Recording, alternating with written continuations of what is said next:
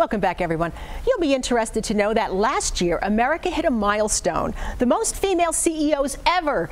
But despite this, a new study shows that only 34% of Americans say they've worked for a company with a female president, and most don't believe females earn as much money.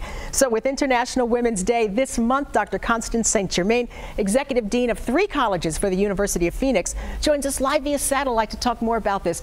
Welcome, Dr. St. Germain. It's nice to have you here. Obviously, it looks like we're making progress, but there's still much progress to be made. Yes, I mean, one of the things that our survey found that 75% of Americans said that the workforce was a better place for women compared to a decade ago. But there were 2 specific areas, one related to pay and the other one related to leadership positions. And just to put things in perspective, in 2016, if you actually look at the Fortune 500 companies, only 4.2% of them have female CEOs.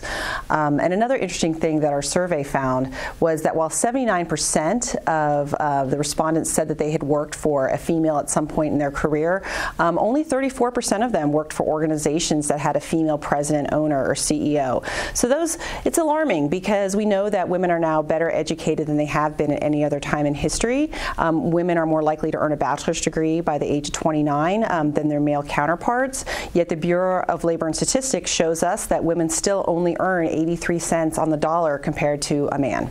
Doctor, where do you think the biggest gender gaps still are? You know, I think the biggest gender gaps outside of pay equality and leadership roles really stems from women trying to balance their work and their home life. There were 2 surprising findings as a result of our survey. One had to do with the benefits that organizations offered their employees. 73% of the respondents said that their organization offered some type of maternity benefit, yet only 31% of them said that they offered a paternity benefit for men. The other interesting finding I think had to do with the benefit of having children, and our survey showed that only 23% of women who didn't have children thought that having a child would positively impact their career, and that's concerning. Doctor, how about some advice about strategies women can use to level the playing field?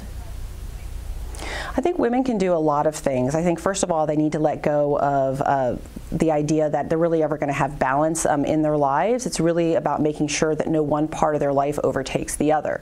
They need to be okay with saying no.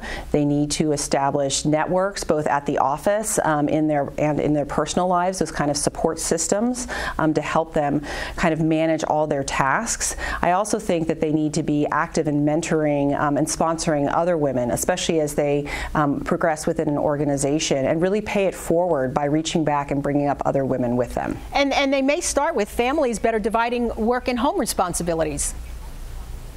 Yes, and that's true. And I really think a key part of that, since our survey showed that women still bear the primary responsibility for both household duties and child rearing, I really think companies play a key role in that. Companies who have work-friendly policies for families, such as telecommuting, flex scheduling, job sharing, on-site child care, this allows men to actually step up into a larger role and assume some of those home life challenges that women have been primarily responsible for. Well, Doctor, I am telling you, it's fascinating. We want to thank Dr. Constance St. Germain, Executive Dean of 3 colleges for the University of Phoenix, with information on the gender gap. Thank you so much. All right, lots more to do. We'll take a break and be right back.